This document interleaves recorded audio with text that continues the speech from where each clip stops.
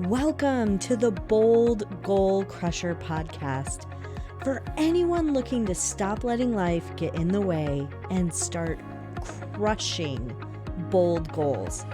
I'm your host, Sarah Mayer, and I'm thrilled to navigate this journey with you because it's time to start boldly achieving without working double time. So let's dive in. Hello, Bold Goal Crushers. I'm super excited about this episode because this is like an update episode. This is a repeat guest. I haven't done this, I think maybe once. I've done this once. And I think you're really going to enjoy this conversation. Let me introduce you to Nesha. She is a first generation Indian American raised in the South, and she has had her fair share of facing and overcoming obstacles, dealing with racism and sexism throughout her life.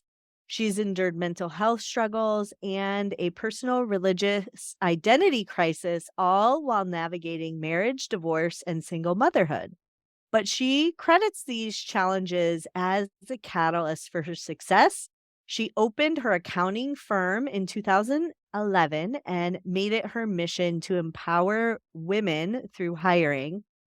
And due to its unique virtual office structure, remember this was 2011, she was able to give employment opportunities to mostly stay-at-home moms. And she has great pride in owning a business that supported women and empowering business owners in their finances. She truly is a testament to how her faith, forgiveness, and resilience transformed her seemingly insurmountable obstacles into priceless opportunity and power. She's one of my clients, and I'm so proud of all that she has accomplished in this last year. And I call her a friend now as well. Nesha, thanks for being on the Yes. show. Thank you for having me, Sarah. Oh, I'm just so honored to be here and so honored that we reconnected and that you have helped guide me through this year that has been amazing. Yeah, you have accomplished so much in this last year, and I feel like I have the title of biggest cheerleader. You have been an amazing cheerleader and coach for me in so many ways, and I am so grateful. So I credit you as one of the people in my corner that have helped me to get here with all the different balls I am juggling in the air and the projects and goals that I've had. So thank you. Yeah. Oh, my pleasure. It's truly been a pleasure working with you. And I want to jump in because you've accomplished so much in this past year. And one of the things that I love about working with you and other entrepreneurs is that you are multi passionate about different things. You have a book and you have a speaking business, you're a CPA, you employ working mothers, and you also have launched a digital course. So I just love that you've been able to do it all, but do everything really well and really segment those things so you are able to serve the people that fall into those different buckets. Yes, thank you. It's not easy, right? Because this, as an entrepreneur, you're like, it's like squirrel. It's, oh, I want to do that. Oh, I want to do that. Oh, I want to do that. And you have to stay focused. One of my credits to you is that you helped me stay focused on my biggest project that I wanted to accomplish that launched in January, which was my digital course. And I had a successful launch. Now, it made $7,000 at first launch, which may not seem like a lot of money, but to me, that's a lot of money Mhm. for a first time launch. And it went really well. And so what I've been able to do with that course is I've been able to take segments of it and create local workshops, quick little 20-minute mastermind appearances. And I've been able to take chunks of the content and create different things with it. And so it's been IP that I'm using over and over in different ways. Yeah. And it has been so amazing because I now have this library, I'll call it, of Mhm. content. And I'm like, man, it was painful to create. But Yes. 6 months, I spent 6 months with you creating this thing. And you helped me. If it weren't for you, I know I wouldn't have finished it on my own. I know this without a doubt. And your coaching, your guidance helped me. And so this thing that took me 6 months to create that was painful is now out in the world, and I'm doing all kinds of things with it. So it Mhm. has been great. And I think you bring up one of the coolest thing is that you were building a digital asset. You have a very time intensive business. There's only so much time in your day. There's only so much time in your employees' days. And at growing that business, there's a cap. And you have to decide, do I add more people to bring on more clients? And what you really have a mission for, which I think is so cool, is that you want to empower others to be more financially secure and stable and to build their own freedom in their own life. And by building this course, you're able to impact more people who maybe can't afford you, or maybe you don't have the time to add to your book of business, but your reach has grown. Yeah, financial literacy in this country is a huge crisis, personally and professionally. And you know this, that business owners, man, it scares me when they get out here and they have no idea what they're doing. And they're not supposed to. They're not accountants. Yeah. But the rate of people starting businesses in this country, maybe even in the world, right? But in this country is alarmingly got grown so fast that there's just not enough people out here or enough information out here to help them. And I had a recent business owner say to me, man, I Googled this stuff and I get even more confused. It's become a mission of mine to want to empower and educate small business owners on the finance part of their business. Yeah. And you did that with your course, and now your course had you did a live version of that course, and then now it's evergreen, so people can take it as fits their schedule. But one of the other things I wanna talk about is you really have been very purposeful, even from the beginning, from 2011, in designing your business so that it has so it's flexible so you can live the lifestyle you wanna live. And your digital course is a part of that, your speaking is a part of that, your book. Can you talk a little bit about your intention and your desire and how you've been able to actually do that? Yeah, what's funny is I didn't set out intentionally to build this. I actually walked out of a boss that told me I didn't deserve the raise I came in for and said I had a mom gap in my resume. So I quit. I quit on the spot. It wasn't like I had this eloquent picture of like intention and an intentional life at that moment. And when that happened and I walked out, I said, you know what? I'm going to try this on my own. I'm going to do this on my own and I'm going to do it better. And so I sat down at my kitchen table with one client and I created my entity basically. Mhm, And I said, you know what? I'm going to be able to meet my son off of the bus every day. mhm. Okay. Step number one of my intentionality. Let's start there. So I was able to have a flexible work schedule to be at home with him in the afternoons. And then from there, it grew to the fact that I could create this entire entity remotely and Mhm. hire people remotely. And at that time, most of my clients came locally. They came from Charlotte. And just in the recent, since the pandemic, to be honest, I've grown nationally. Got clients in Chicago, Texas, California, New York. And it has allowed me the freedom as well as having the other revenue streams like the digital course and the speaking that I do to be able to live the life that I want. And what I realized I really want in life is to have more of this digital nomadic kind of Mhm. lifestyle and travel and live anywhere and still be able to work. And so I've created that intentionally because that's the life that I've always wanted. And I just figured it out along the way, but I knew that was always a part of it. That was eventually what I wanted. And I never wanted to be chained down to a corporate job or a desk. Yeah. And 2 things I love about this is that your journey evolved over time, and it wasn't something like, "Today, I'm gonna do this." Like, you have had to work at that for many years to get to the point where right now you are able to do that, Yeah, right? 12 years in. Yeah. Listen, there was a point in time, probably definitely within the first 5 years, where I was living off of my credit card, Mhm. that I couldn't cover all of my living expenses. And I was living off of a credit card for a while or a line of credit. And so it took me 12 years to get here. And that would be my reminder to people of it is not overnight. Mhm. Absolutely not. Unless you happen to turn into a windfall of money by winning the lottery. Yeah. And if you do know those lottery ticket numbers, we would be willing to share the lottery. We would do Yeah. good with it for sure. Yes, good point too, that people think it's an overnight thing. A lot of entrepreneurs get out here thinking that. And Sarah, we know better that it is constant hard work, consistency, and just pushing through Mhm. all the obstacles every Yeah. day. Yeah.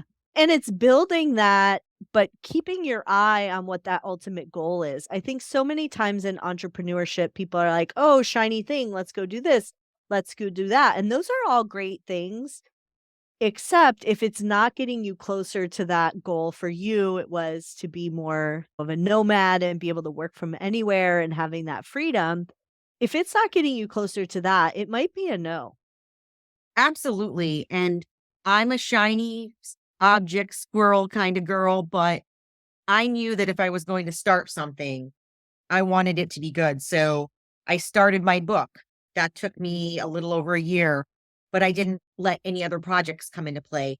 And a digital course was on my list, but I wasn't going to start that course or that process until I knew, okay, this is my focus this year. Like I pick a focus a year Mm, and I say, here's what I'm going to do this year. And I'm just going to work on that until I get it done. And then I'll move on to the next project. yeah. Yeah. And hear me now. She said, my focus for the year, she didn't say my 3, my 5, my 6. Yeah. So often in January, I work with so many people, wonderful clients, and they're like, I'm going to do these 10 things in a year. And I think we overestimate what we can get done in a year, but we underestimate what we can get done in 5. So I'm a big proponent of longer term planning. And I love the focus plan. I'm going to work on this project until I get it done, because the things that are really important or needle movers, like for you, your digital course, they do take a little bit longer. It took 6 months for you. You were hyper focused on that. And you made $7,000. And when you launch it again, like, you're going to be able to make more money when you live launch it. And then now you have it in evergreen. So that's $7,000 that hard work paid off. That was awesome. I put that straight into my vacation fund. And I'm a big proponent, like you, multiple streams of income, Mhm. no matter what those streams are, but and also Yeah. creating assets that can live into the future, that are relevant, that you can sell with a click of a button from your computer. Yeah. And that was the biggest reason I created that course, was Yeah. to not only reach more people that I couldn't reach physically, but also this will sell into the future because my course is relevant. It's about accounting, and accounting is never going to Mm. change. Yeah. Yes. And so tell everyone where you were this spring. I was in Paris, actually France, for a month. This was my big test, you guys. This was my big test of, one, could I live overseas, which is my dream to live bicontinentally, but could I do it, and could I do it successfully? I.e., could I work from there? And so I decided to take a solo trip, which is also very ballsy of me because a big solo trip overseas is like way out of my comfort zone. Mhm. So I took this trip and it was the most amazing experience of my life. And I not only proved that it is possible to go solo, but it is also possible to work from anywhere. I proved it. Yeah. And so what's next on that journey? Next on that journey, I came back from this 1 month, and at the end, I thought when I first went, I thought, man, this is going to be a long time. Like you might be missing home. I got to the last day of my trip, and I said, "Is this it?" So my next brainstorming session was on the plane ride home, and I was like, I want to come back here for 3 months. So I'm going back in the spring for 3 months, and I've already got into motion what it would be like to live there longer than 3 months, and am going to be working with an immigration attorney on a long-term visa. And I decided I want to be a bicontinental liver. I have no idea if that is a term, but I made it up. You And heard it here first. and that's in my big dream. That's in my big goal, my big dream, my life vision. So that's what's next. Yeah. And it's taken you 12 years to get to this point.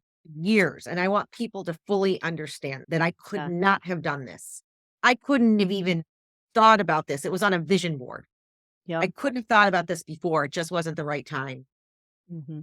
And you had to put a lot of things in place in your business. You needed to make sure you had the right people, the right clients. I think Absolutely. sometimes entrepreneurs forget that part. We take on clients just to take on clients, but they're not the right clients or they're Great not a point. good fit.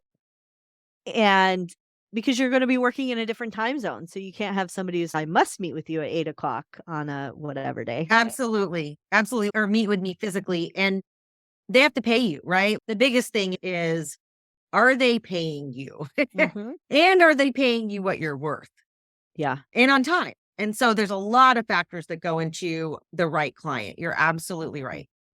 And I think one of the lessons here as well is that it did take 12 years, but there were lots of wins along the way. There were lots of probably setbacks as well. But sometimes when we start off on something new as an entrepreneur, we're starting as a beginner. And so you're looking at somebody who's been working on this for 12 years and now she's going to spend 3 months next year in Paris.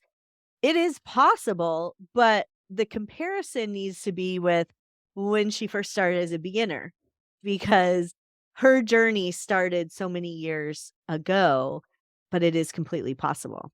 I started with one client on my kitchen table, and that one client covered my mortgage and maybe a week's worth of groceries. Okay. Yeah. Just to give you an example. Okay. So I could have a roof over my head and probably eat for about a week with my son, but obviously nowhere near the lifestyle that I have today, 12 years later. Yeah. And now I have 80 clients And how from many one. employees?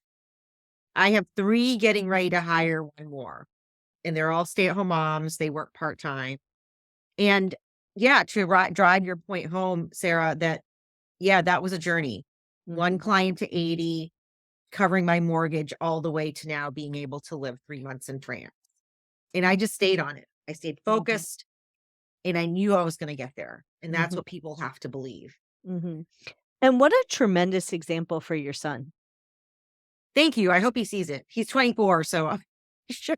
I don't know if he thinks about these things, but I think if he doesn't, then one day he will. So, Someday they seem to come around. yeah, yeah, yeah. I know he's proud of me. He doesn't probably say it, but he's proud of me. Yeah. Yeah. So last year your theme was creating a digital course. You launched it. And this year, what are you working on this year? This year is the year of the keynote speech. Ooh. The keynote speech. And I say that because I'm working on a signature keynote speech that I've been working on. I'm in a 7-month program with Heroic Public Speaking, Mhm. which is one of the best schools in the country, based in New Jersey. And I also did a program with another amazing program, Theater of Public Speaking. And so I have immersed myself into the craft and Mhm. the art of a keynote and how to Yeah. deliver speeches. Love it.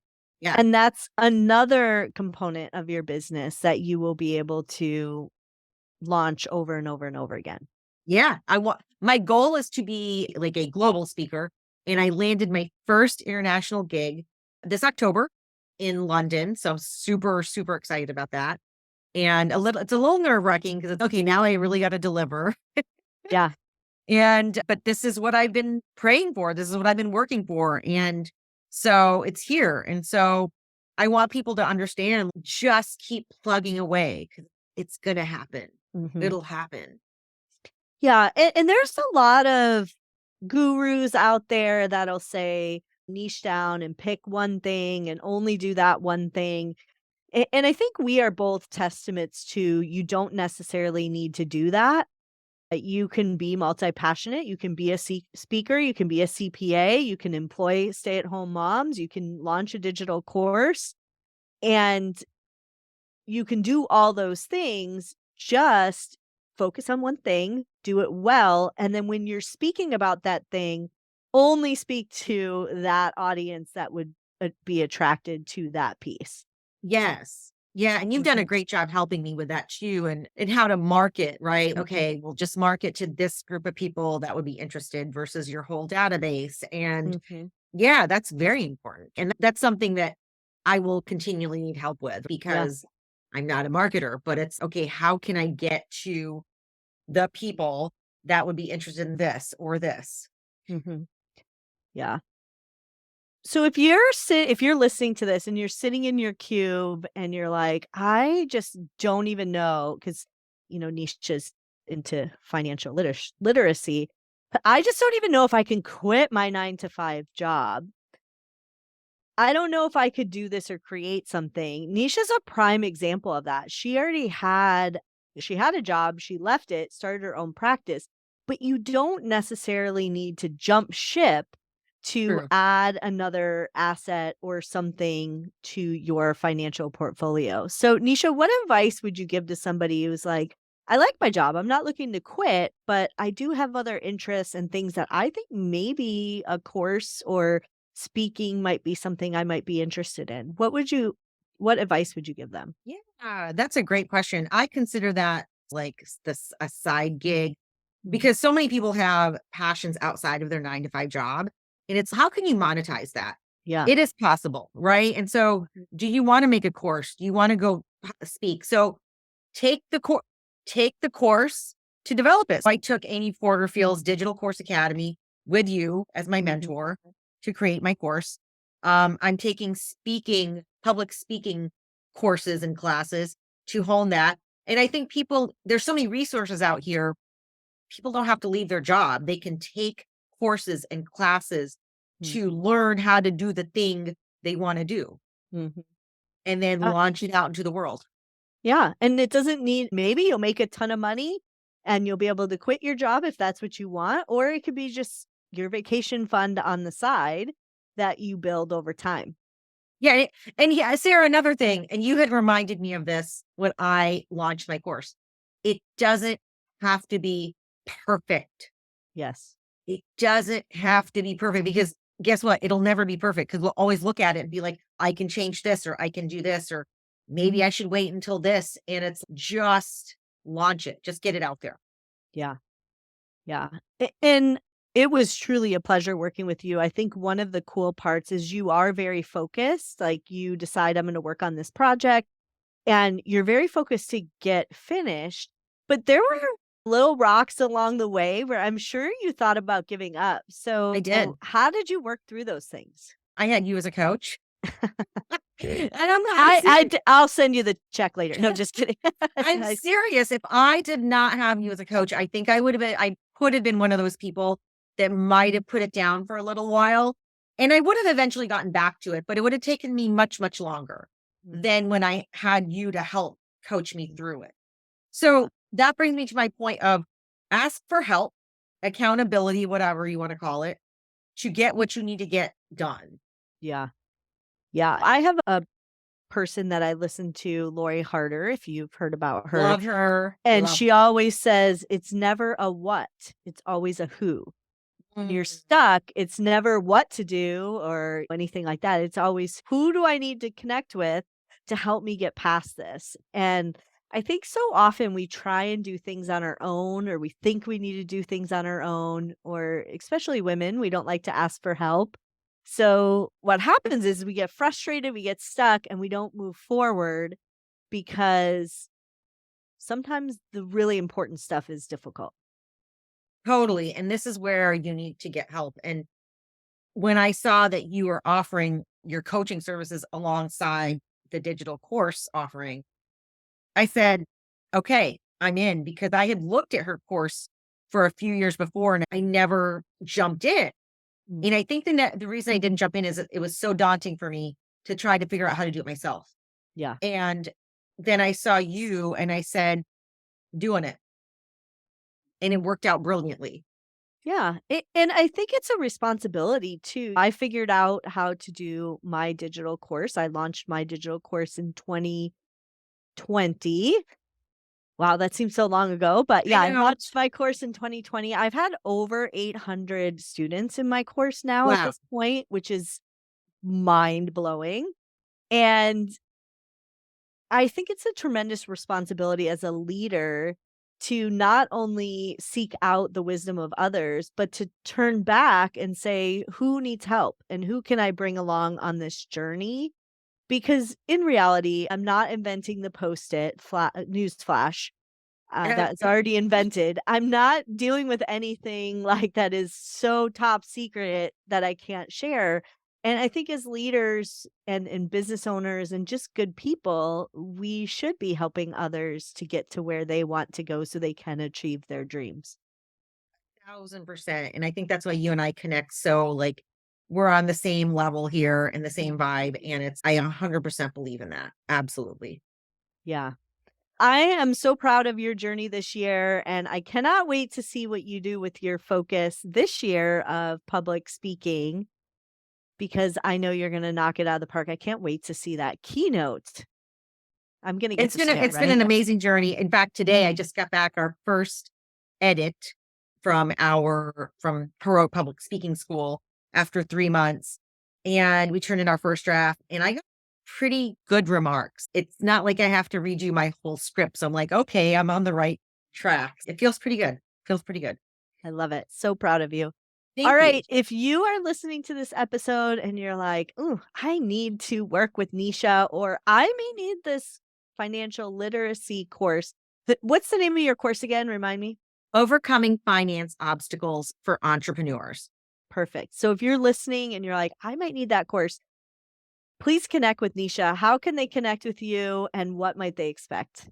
They can connect with me on Instagram at Nesha Pai, Neshapai, which is my preferred platform of choice. And on there, I have different ways you can work with me. And my website's there. The link to my course is there. And yeah, I'd love to have you join. I love it. All right, everyone, just remember that your bold goals are possible.